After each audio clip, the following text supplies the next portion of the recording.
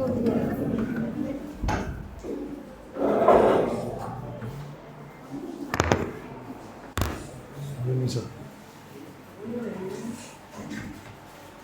अब क्या प्रॉब्लम है आपको? Cholesterol issue is there. Sir मैं जब भी कुछ एक्टिविटी करता हूँ तो ये टाइटनिंग होता है राइट, और सांस लेने में तकलीफ होती है, और विद टाइम है ना चेस्ट टाइट होता है, और ये लेग थोड़ा कभी कभी मतलब डिजीनेस होता है, लाइट हेडनेस, चक्कर आए जैसा होता है। सर सांस नहीं खींच पाता हूँ His sir. chest is to become tightening, and with that he's not able to breathe, and heart is paining a lot, and the BP is increasing. That is the problem. One is Rosuva's since when you are taking? उसको comment करती है ना, comment करती है अभी 1 साल हो गया। क्या कि गलत बात कमेंट करती है जो बीपी निकालने वाले। वो फिर मैं चल गया, फिर मेरे को अंदर था वो मोनोपोली बोल के, फिर वापस आके बोला ट्राइग्लिसराइड्स कम फ्री चाय की देते रहा, चाय देते आपका कोलेस्ट्रॉल रिपोर्ट है जब आपने दोबारा चालू किया इसको? तो मैं चाय नको बोल के उसको कूदा मैं बोला कि मेरे नीचे पेन सर है, रिसेंटली निकाला तो नहीं सकता हुआ था, नको करो बोल के, फिर आप कमेंट क्यों करे उसको, ऐसा सब कमेंट क्यों करे, सब बात करनी है। Weight भी आप कम वो करना को बोलना इधर उधर मशीन है, इधर मशीन है, आपके पास है आप करना। पहले कहीं को सा बोले खक्का पक्का डर गई उन्होंने, ठीक मैं पूरा पकड़ लिया वो चूहे की शक्ल वाले को साथ कमेंट करे ना, बट तो भाग अभी नहीं जैसे आपने दिखाऊं। रोजो जाने 3 महीने से हाँ आपने हंसता है राजू को स्माइल देता है, और सब स्टाफ काम दिए तो ये पेन जो खुशी से प्रॉब्लम आते बता क्या रही बोला, कब से हो रहा है? खुशी से आते क्या, दर्द है बोल के आया मैंने, तो मैं आता कहा आप मास्क निकाल सकते हो? सर अक्टूबर में क्या हुआ था, मैं किचन में था तो कुछ बॉइलिंग वाटर गिरा था मुझे, ओके। तो यहाँ पे दर्द आ गया, तो एकदम 1-2 वीक के बाद मेरे को बीपी आ गया, तो मैं लिपिड प्रोफाइल चेक किया तो उसमें बहुत ज़्यादा दिखाया, डॉक्टर को भी दिखाया। अभी बीपी का टैबलेट कोई ले रहे हैं अभी? कुछ ऐसा फ्लक्चुएशन सब ये भी लोअर अभी बीपी भी भी बीपी रहता होता है। है तो एम्पलीफाई कुछ बीटा ब्लॉकर देते हैं, बोलते हैं खाना कुछ बीटा ब्लॉकर एम्पलीफाई। अब मेन क्या होता है, हार्ट पेन हो रहा है और ब्रीथिंग ले लेते हैं तो वो ऐसा सही लेता हूँ, वो हार्ट क्या प्रॉब्लम है उसको नहीं जब कभी भी मैं ब्रीथ नहीं कर पाता हूँ सब तो नॉर्मल बोल रहे हैं।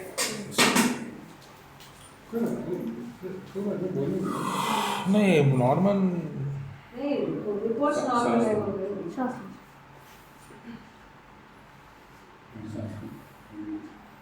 उसका लंग्स कैसा है कि नहीं मालूम। ये जो सांस का जो प्रॉब्लम है आपको रात के टाइम ज़्यादा लगता है आपको, या कब कब आपको ज़्यादा महसूस होता है?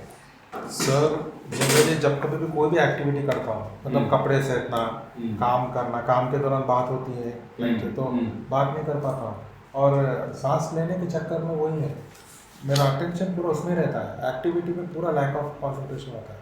अच्छा, रात में नींद कैसे आती है?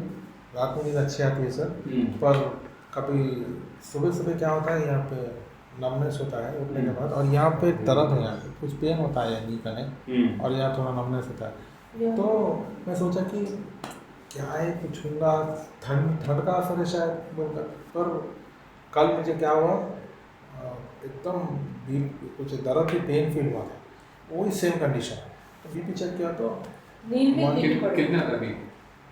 130/90 था, विद टाइम 145/100 तक गया।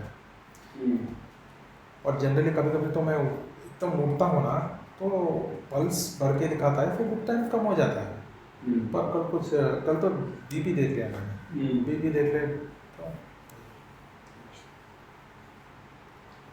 और कहीं बाहर गया तो रोड पे उसको एकदम बीपी चढ़ जा रहा डॉक्टर, एकदम और पेन आ जा रहा उसको, वो उनका है। अबे यार बैठा हूँ पोजीशन में सर, तो एकदम मेरा पोजीशन चेंज होता है तो शोल्डर टाइटनिंग वो होता है, और सांस लेने में होता है, और कपड़े धोने बैठो या कुछ भी एक्टिविटी करो या टाइपिंग भी करो,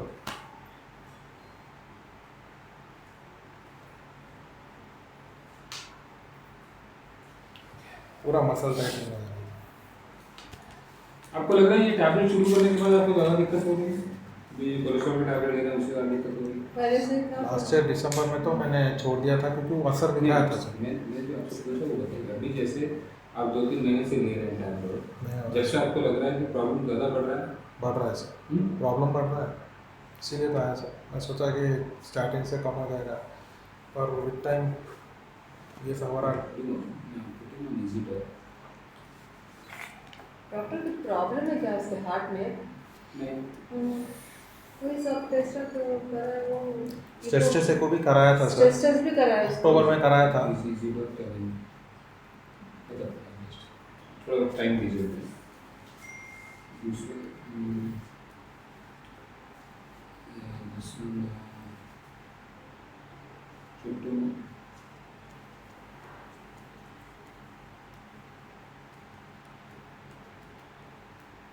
देखिए, बात क्या है कि आप काफ़ी चीज़ों को कंफ्यूज कर रहे हैं और आप खुद भी कंफ्यूज हो रहे हैं, आप बाकी लोग भी कंफ्यूज हो रहे हैं। ठीक, नोट करें, ऐसा कोई खतरनाक प्रॉब्लम होगा ऐसा मुझे नहीं लग रहा है, पहली बात। दूसरी बात, आप परेशान ज़रूर हैं, यू आर ट्रबल्ड, बट इसका अभी तक तो कोई हमारे पास कोई ठोस आधार तो नहीं निकला है। आप क्या लिपिड प्रोफाइल को देख के आप उसको ट्रीट कर रहे हो, कभी ये कर रहे हो, ऐसे कंफ्यूज मत होना। मैं आपको सीधे सीधे बात बता रहा हूँ, सुनिए। लिपिड प्रोफाइल से ये मतलब नहीं कि आपको हार्ट का प्रॉब्लम है। लिपिड प्रोफाइल कोलेस्ट्रॉल बढ़ने से आपको हार्ट का प्रॉब्लम आगे जाके बन सकता है, दैट इज द। अब आपको वो लिपिड आपका 400 भी रहेगा तो आपको कुछ खुद तो कोई फर्क तो पड़ना नहीं है। तो डोंट वो रॉन्ग लिंकेजेस मत बनाना। मेरे ख्याल में आपको जो दो इशू जो परेशान कर रहे हैं, एक तो ओवरवेट है और दूसरा एंजाइटी है। These are the two issues that are troubling. ठीक, सुनिए, डॉक्टर का एनालिसिस में आपको सुनना पड़ेगा, दैट इज हाउ हम आगे, तभी आपको सोल्यूशन मिलेगा। नहीं तो फिर क्या हम आपके खुद ही सोचते बैठेंगे तो फिर we not get solutions. Now there are two things, one is ये जो ब्रीथिंग में जो आपको जो डिफिकल्टी हो रही है, आप एक बार ENT वालों को भी एक बार दिखाइए कि कोई ऐसा तो नहीं है, कोई अंदर जो है तो मसल कुछ बढ़ रहा है या कुछ ऐसा तो नहीं है। एक तो वो चीज़ आपको देखनी चाहिए, समथिंग इज गेटिंग। दूसरा, रात में स्नोरिंग बहुत करते हैं, कि बहुत खराटा बहुत आता है उनको, किसने ऑब्जर्व किया है? आपको पता नहीं, जो देखते हैं उनको। हाँ, स्नोरिंग करता है, नहीं करते स्नोरिंग। पर जनरली उठता हूँ सर। हाँ। अक्टूबर में क्या हुआ था मुझे अभी तक याद है, जी। कुछ ड्रीम गिरा था एकदम, यहाँ पे कुछ गर्मी एकदम हीट, कुछ लोहा पिघला के डाल दिया है। मैं गया तो था, एक वो चीज़ मैं इसलिए आपसे पूछ रहा था कि जब ओवरवेट में कभी कभी ब्रीथिंग में डिफिकल्टीज आती है, उसको हम लोग वेंटिलेशन प्रॉब्लम बोलते हैं, ऑब्स्ट्रक्टिव स्लीप एपनिया बोलते हैं। यानी दिन में थोड़ा पेशेंट स्ट्रगल करता है सांस के लिए, कि जैसे पोजीशन चेंज किया तो उसको सही से वो हवा अंदर जाता हुआ नहीं दिखता। रात में सोते हैं तो हलक पीछे गिर के बहुत खर्राटा भी आता है, दिन भर आदमी वो थका थका सा महसूस करता है, रात में नींद उनको सही से नहीं आती। तो आई थिंक ये दो बातों को आपको एड्रेस करना है, weight and anxiety. Weight 20 kg कम हुआ डॉक्टर। पता नहीं, will come to that. See बात क्या है कि हर आदमी जो है ना, कि डोंट टेक इट लाइक कोई ऐसी कितना वेट रहना है इसका, कोई बहुत ओवर वेट भी होगा ना, हेल्दी रहेगा वो अपना जिंदगी। किसी को वेट से परेशानी होती है ना, वो एक चीज़ है जो हमें देखना है कि क्या बोलते हैं कि वेट का जो प्लान है वो कैसे इसको करें। हाँ। तो 20 किलोज कब से कब तक आप कम हुए, कितने साल से? सर मेरा चाइल्डहुड में, मैं 2010 की बात कर रहा हूँ, मॉर्बिड ओबीस था, 170 kg था मैं। ओके। उधर से कम होके वापस 85, 86, 87 में आया। फिर काम के चलते बढ़ गया वेट, 115 ऐसा बढ़ के फिर अक्टूबर में 115 था, सितंबर अक्टूबर में 170। तो मैं अभी उसे कम करके 103 का। खाने का बहुत रहता है सर, तो कुछ स्ट्रेस होगा तो खा तो लेता ये इसलिए मैं आपसे पूछ रहा था कि वेट मैनेजमेंट जो है आजकल काफ़ी बेटर इंजेक्शन वगैरह आए हैं, थोड़ा उसको आप कंसिडर करना चाहिए आपको, क्योंकि that will give you a more comprehensive solution. एक बार आप एंडोक्रिनोलॉजिस्ट से आप एक बार डिस्कस कर लीजिए, क्योंकि वेट मैनेजमेंट में चलते आजकल कुछ सजेशंस आए हैं, मुंजारा वगैरह इंजेक्शन जो है, मे बी आपके लिए फ़ायदेमंद हो सकती है। So that is number 2। एक तो ENT वालों को दिखाने का मैंने बताया, दूसरा ये मैंने आपको बताया। अभी कोलेस्ट्रॉल टैबलेट अभी फिलहाल रोक दीजिए उसको, तो कोलेस्ट्रॉल टैबलेट से भी फिलहाल रोक दीजिए, उससे भी काफ़ी बॉडी पेन्स होते हैं लोग, ये जो काफ़ी जो पेन्स जो होते हैं ना, नमनेस भी। तो उसकी जगह पे मैंने एक और माइल्डर कोलेस्ट्रॉल टैबलेट लिखा है, वो आप ले लीजिए, ठीक है। अभी आपको कोलेस्ट्रॉल काफ़ी कम है, तो इतना कम होने की जरूरत भी नहीं है। सर किसी ने बोल, सॉरी लेट मी कंप्लीट कर दिया। देखिए एक लेवल होता है ना, जैसे आपका ये है LDL 111 है, ये मेरे हिसाब से बहुत ज़्यादा नहीं है, तो डोंट थिंक कि ये बहुत हाई नहीं कहलाता है, it is little bit high, but उसमें टैबलेट देना है और वो भी इतना स्ट्रॉन्ग टैबलेट देना है उसकी जरूरत तो नहीं है। ये मैं आपको करेक्ट कर रहा हूँ। Okay. जो ट्राइग्लिसराइड भी है ना 400 के ऊपर जाता है तभी हम लोग टैबलेट देते हैं। 250 तक तो हम लोग उसको 150 तक नॉर्मल मानते हैं, 250 तक तो हम लोग कुछ करते भी नहीं। ओनली 400 के ऊपर जाता है तभी हम ट्रीट करते हैं। तो don't over treat yourself also. ये जो इससे क्या होता है कि नई नई बातें निकल के आती हैं। सर मैंने एक दोस्त को भी, उन तो डॉक्टर है सर, सो डॉक्टर बोल रहा था मेरा दोस्त कि ये आपको जो इश्यू आ रहा है आपका कुछ तो ब्लॉक आर्टरीज होंगे, आप पहले स्ट्रेस टेस्ट एको करा लो। वो तो करा लेंगे आपने, करा लिया सर, पास हो गया, फिर उसके बाद भी जरा उसमें तो कुछ नहीं होगा तुझे, तो और वो एंजियोप्लास्टी कर ले, आईएस कर ले, सिटी एंजियो कर ले, वो कुछ इश्यू नहीं है। 1 by 1 देखिए टेस्ट कितना कराना है, क्या कराना है वो मुझे भी आइडिया होगा ही, ठीक है। अब मैं आपका केस चेकअप कर रहा हूँ तो मुझे थोड़ा टाइम दीजिए, ठीक है। मैं इसलिए बता रहा हूँ कि कोई डॉक्टर बहुत अक्लमंद नहीं होता, कोई जो बहुत वो नहीं होता, क्योंकि ये सिस्टम है। अब कोई नाक को थोड़ा ऐसा पकड़े, थोड़ा साइड से पकड़ ले, पकड़ना तो पड़ेगा। तो एक स्टेप्स होते हैं, हम कैसे उसकी तरफ जाते हैं। भाई आजकल हर किसी को डर है कि मुझे ब्लॉक तो नहीं है, मुझे कुछ नहीं, इतना लोग सुन रहे हैं, मीडिया में आ रहा है तो हर कोई सीटी एंजियो करा रहा है, ठीक है। मैं मानता हूँ 99% मुझे लग रहा है आपका सीटी एंजियो नॉर्मली आएगा, ठीक है। तो अभी कराने का मुझे खास फायदा उसमें नहीं दिख रहा, ठीक है। भाई जब आपका स्ट्रेस टेस्ट नॉर्मल निकला है तो फिर उसकी क्या जरूरत है। तो let us go systematically, don't jump the gun. मैं क्या कह रहा हूँ कि you have to give some time to this issue, you have to go stepwise only. जहाँ बीच बीच में मुझे कुछ इश्यूज दिखेंगे या कुछ सजेशन मुझे लगता है करने का, मैं आपको सजेस्ट करूँगा। अभी फिलहाल मेरी तरफ से आपको ये 2 मेडिसिन ही मैंने लिखा है, एक कोलेस्ट्रॉल का जो मैंने बोला माइल्ड टैबलेट है, और ये एंग्जाइटी के लिए है। आपको ईएनटी और एंडोक्रिनोलॉजिस्ट को दिखाना पड़ेगा आपको एक बार रिगार्डिंग। सर इनके बीपी बढ़ जाएगा तो बढ़ेगा, देखेंगे ना, हम लोग हैं ना, काम आगे जा रहे हैं। ये कोई नया प्रॉब्लम तो नहीं है, आपको काफ़ी दिनों से है, ठीक। तो let us give some time. बहुत ज़्यादा एक्सपेरिमेंट करेंगे तो हम भी कंफ्यूज हैं, आप भी कंफ्यूज हो जाओगे। गिव सम टाइम, इसलिए मैं बोल रहा हूँ। अगर आपको कितनी जानलेवा कोई बीमारी होती तो आप तक आप निपट जाते, ठीक है। तो उससे चक्कर में मत रहो, आपको कुछ नहीं। अगर उतना होता तो आप तक कुछ ना कुछ हो जाता, कुछ नहीं हुआ ना, क्वाइट ओके।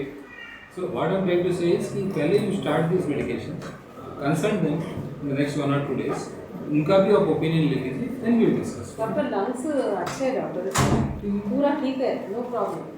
फिर ब्रीथिंग का होता है, नाक का बोल रहे हैं, एक बार दिखा दीजिए ना भाई। ओके। सर एंजाइटी की गोली कोई साइड इफेक्ट्स है क्या? जी सर, एंजाइटी गोली के कुछ साइड इफेक्ट्स? नहीं कुछ नहीं। अब आपने इतना रोजवासी चबा लिया तो उससे तो बहुत कम ही होगा उससे।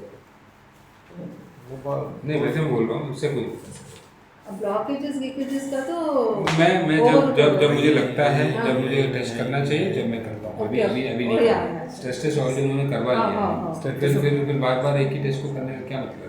विल डू दैट, मुझे लगता है करना चाहिए, मैं करता हूँ, ओके। तो एंडोक्रिनोलॉजिस्ट जो है ये डॉक्टर आशीष बोल के हैं यहाँ पे, आप इनसे डिस्कस कर सकते हैं। ENT डॉक्टर विजय कुमार है, आप इन दोनों से आप एक बार मिल लीजिए, ठीक है। इन दोनों को मिलने के बाद मेरे पास आइए। Thank you sir.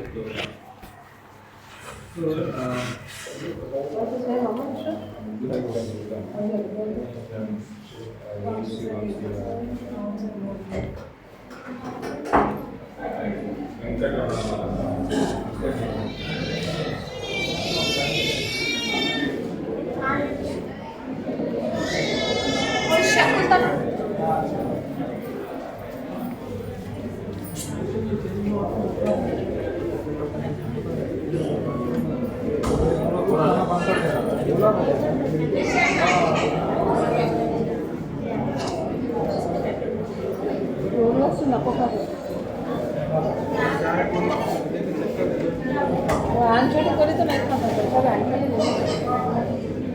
वो नाक का देखा ये पढ़ लेना। और ENT डॉक्टर सही नहीं, नाक का ये कभी कभी बढ़ता उन लोग क्या होता, सांस थोड़ा प्रॉब्लम होता।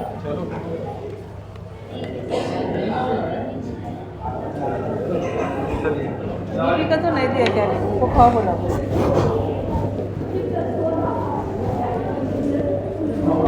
बीपी बोली नको खा बोला मम्मा मशरूम, उन्हें बोल रहा मेडिटेशन करना।